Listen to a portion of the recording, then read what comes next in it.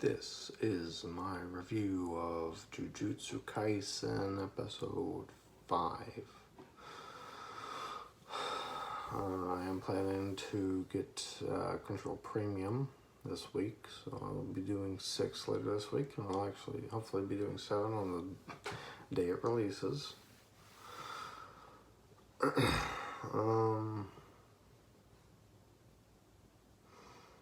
It's kind of late. I'm trying to think about the episode if I have anything to say before I start. I don't think I do. I like this episode, I guess.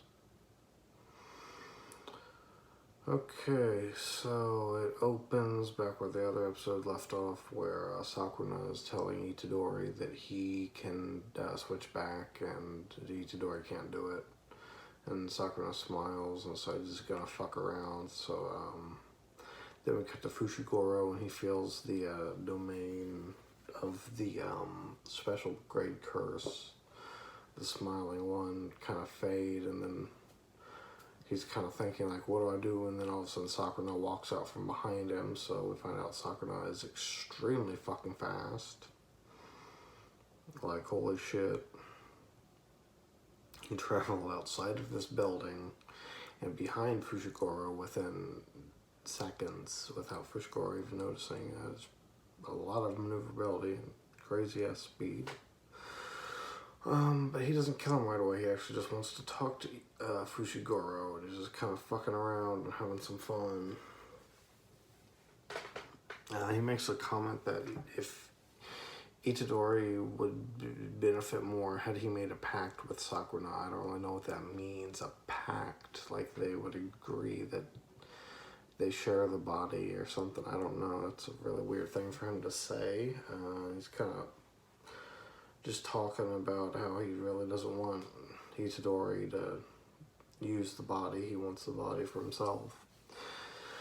So he like shoves his hand in his chest, almost like he's gonna kill Itadori, which is really weird. And then he pulls out Itadori's heart and throws it away, saying that he doesn't need it, but Itadori does. So if Itadori swaps back, then he'll die, but as long as Sakuna is in control, he'll be fine, which doesn't make any sense.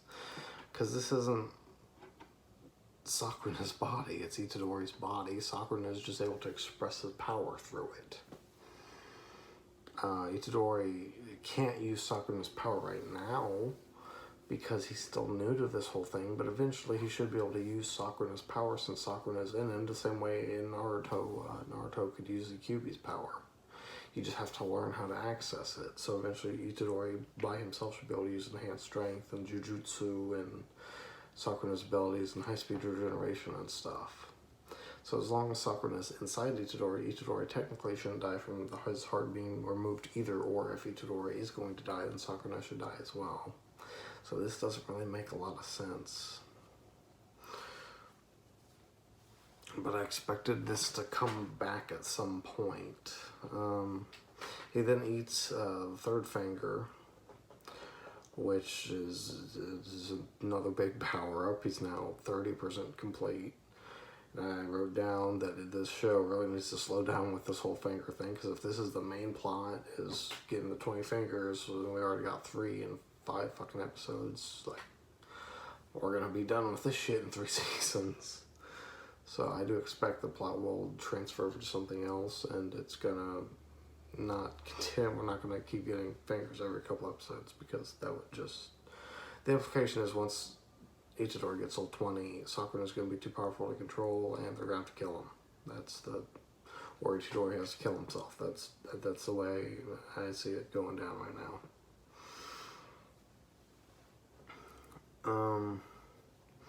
I wrote down more about how Sakuna shouldn't be able to be alive because the body can't function without a heart. It's kind of stupid. There's some commentary about reality being unfair. And then Fushiguro goes on this weird thought about reverse curse something or other. I can't remember what exactly he said. But he was commenting that Itadori's arm had grown back. And I don't know what he meant by reverse curse thing. It's just regeneration. I don't know. I guess I can see why he'd be surprised that Itadori's body could regenerate, but it shouldn't be surprising to him that a curse can regenerate. That's just not an impressive thing, I don't think. Maybe I just watched too much anime, I don't know.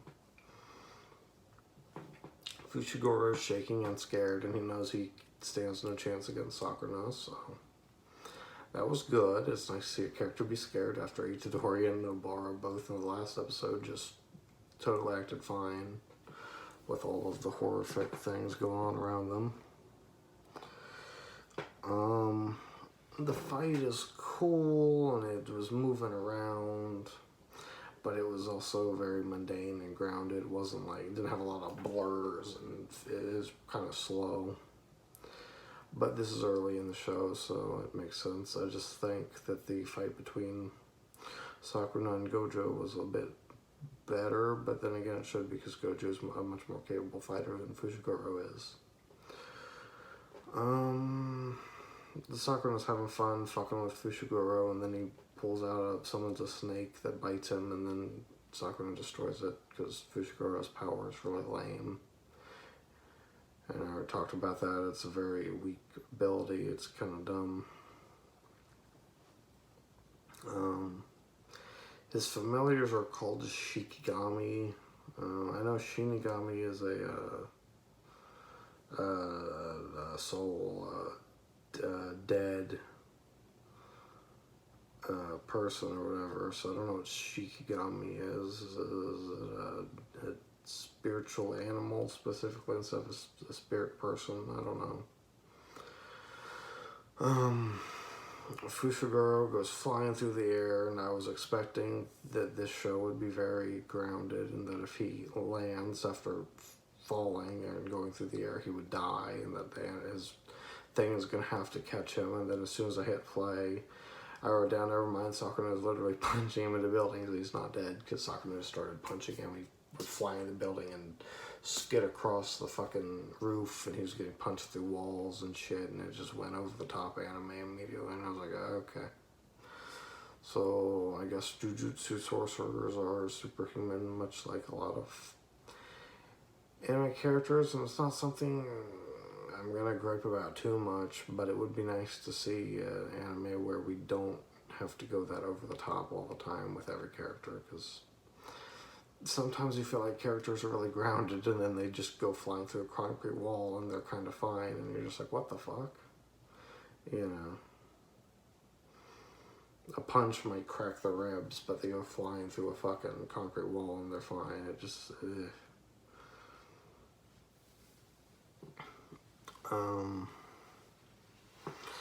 Sakura is just too powerful for Fushiguro. He doesn't even need to use Jujutsu. He's literally just fucking with him.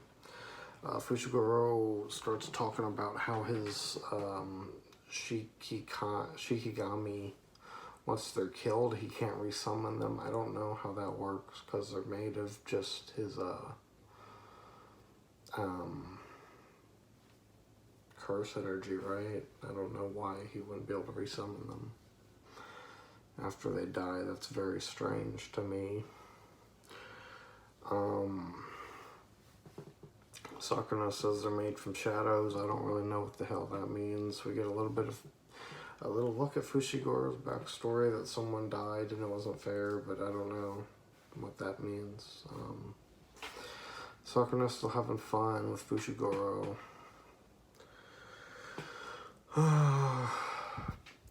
He starts doing this power-up thing, and Sakura says something about Fushiguro is going to start burning through his life now. So I took that to mean like he's sacrificing some of his life force to power up, meaning that he would shorten his lifespan and he might die younger than he otherwise would by doing this, because that's a common thing you see in anime.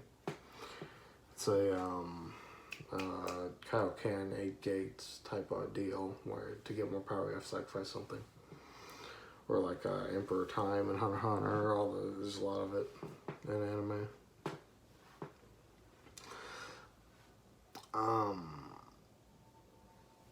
Then he just stops powering up and starts talking to Itadori, and he kind of tells him that he's not a hero and he didn't save him for any particular reason other than that it would make him feel good. Basically saying he's a selfish prick, more or less. He saved him for his own gratification and self-satisfaction rather than because it was the right thing to do. And then Itadori swaps out with Sakura and kind of just says thanks, and they talk, and they kind of briefly mention their disagreements with life, their difference in philosophy, I guess. And it would seem that this was Fushigura's plan to bring out Itadori so that he would die, but I don't know if that was really the plan or not. It is hard to tell if he really deceived Sakura in that way or not. So then, since Itadori did swap out, he does die, but obviously he's not really going to die because he's the main character. And Sakura is not going to let his body die because there's no way he's going to lose 30% of his power. He said, I don't care if you die, but of course he does. He doesn't want to lose any of himself. So I don't buy it for a second. The commercial transitions are nice, so I do some weird splatter movement stuff. It's pretty cool. We come back, and we got some fucking weird-ass characters. I assume they're curses or curse humans or something. They're just hanging out in public. I thought it was weird that no one can see them because they're just hanging out. It's a really weird scene. They're just hanging out on the side of a crosswalk, just talking, and it's just so weird. I like two of their designs though. One was dressed like a samurai. The other one was like tall, had one arm, a white body, a cloth like you might see a Chinese monk wear. They have like the orange getup, and then the what do they call it? The teachers. They'll have like a red thing on that goes over the shoulder. He had something like that on, the thing that goes over your shoulder. He had one arm, and then he had like tree branches coming out of his eyes. And he didn't speak Japanese. He just spoke something else, so no one could understand him. And then there was a cyborg and another thing that looked like a giant Zoidberg head with a slug for like its lower body. It was really weird. I didn't really like those two that much. They start talking about that they kind of wasted a finger to test Sakura. So I guess that's why that curse had Sakura's finger in it, because they gave it to him, which is weird. Why did these guys have Sakura's finger? I have so many questions about this. I'm sure in time it'll be answered. It's just really weird. Why were they testing Sakura? Are they trying to make contact with Sakura? Surely he would join them if they would have just approached him. They have some humor too. Like I said, the white dude doesn't speak Japanese, so he says something, the Cyclops kind of freaks out and yells at him, but no one can understand him, which is kind of funny. They walk into a restaurant, and this woman addresses the samurai and asks if they're going to have a table for one, and he says, yes, I'll have a table for one, so she can see him, but not the curses. So I think he's a human that is using a curse, or is a curse that takes the form of a human or something. I'm not really sure how this is going yet, what the fuck this guy is. I remark that they're kind of like, these guys are going to be essentially the Espada, where the curse kind of takes a human form, similar to how Hollows took humanoid forms, but I don't know. I compare this series to Bleach because right now I feel like it has a lot of similarities to Bleach. So that's what's always in my head as I'm watching this series. I don't even know if the mangaka was a fan of Bleach, but I would imagine they were. And then we cut to Gojo, and he's talking to the guy that brought Fushiguro, Nobara, and Itadori to the prison. And he basically outright, it confirms what I said last week, that There's no way they would fucking send 3 first years in here. It doesn't make sense. It's fucking stupid. That didn't make any fucking sense. They weren't meant to succeed. It was a test, I guess, for Itadori. And then he remarks that, no, actually, there's a higher group in Jujutsu, of the Jujutsu sorcerers, someone in charge of them. It's not the principal at the top, there's someone above him. Some kind of, I'm assuming, corporate organization. They wanted Itadori dead, so they sent them on this mission to kill off Itadori, which succeeded. Which is really weird. But I was right that it's really stupid to send these people out on this mission. Didn't make any sense, especially because Itadori doesn't know how to fight yet. The higher-ups apparently hate Gojo as well, because they said they're killing 2 birds with 1 stone, meaning they're killing Itadori and ruining Gojo's reputation by getting one of his students killed. I assume they're working with these cursed people. Because that's just the most likely thing to happen. That's how these things always go. They take off the blanket, and Itadori's body has become like really emaciated really fast. Because I'm assuming this is only maybe a couple days after the fight, and he's like emaciated might not be the right word. It could just be that what's the thing called where your skin kind of tightens up around your body? I can't remember it. It's like your mouth will be open and shit, and your rigor mortis. Yeah, rigor mortis might have said that instead. That might be what that was meant to convey. I don't know. But yeah. I was just thinking what's going to happen. I thought maybe his heart would grow a new body, because I thought his heart was still beating after Sakuna threw it. So maybe a new body would grow from that heart or something. Or maybe someone had the heart and they'll put it in his body. Because I figure there has to be a reason that Sakuna threw it away instead of just crushing it and destroying it. And again, he would not sacrifice 30% of his soul this easily. There's no way he's going to let Itadori die. And then Nobara and Fushiguro are kind of talking on the stairs, missing Itadori. And one of the second years comes up and starts talking to him, and then a talking panda shows up with a dude with a thing covering his mouth, and he just says Bonito Flakes, and it's a really weird scene. Then Fushiguro explains the character immediately, saying he can only recite the ingredients of rice balls, and that he's a cursed speech user. I don't know what any of that means, but I'm interested to see what it means in the future. And the other guy is just a panda, I guess. It's called Panda-san or something.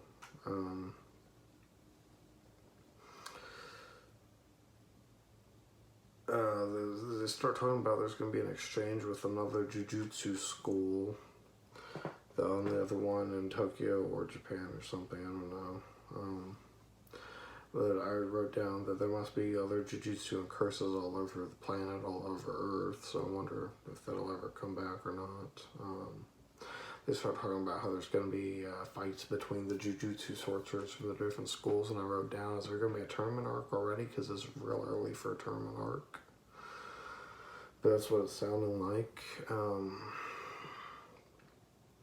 We cut back to the curses, and they're talking, and they're from different organizations or something. I guess maybe the curses represent one organization, and the samurai represents another one. Because the samurai says something about them answering to their boss. Or maybe the Cyclops is from one organization and the guy with the tree branches for eyes is from another one. I don't know. This is weird. But it seems like there's multiple factions.